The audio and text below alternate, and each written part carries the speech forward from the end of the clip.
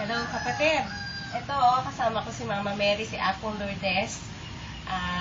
Nandito siya sa bahay, sa grotto. Nagpagawa kami kasi dito, sabi ni Kuya Rod. Anyway, gusto kong bumati sa iyo ng maligayang kaarawan.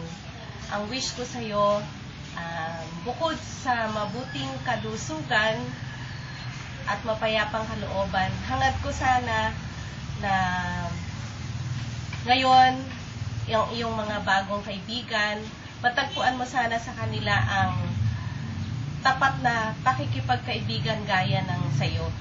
Dahil alam nating lahat na ikaw, pag nagmahal ng kaibigan hanggang sa huli, ipaglalaban mo ang iyong pagmamahal sa kaibigan, kapamilya rin.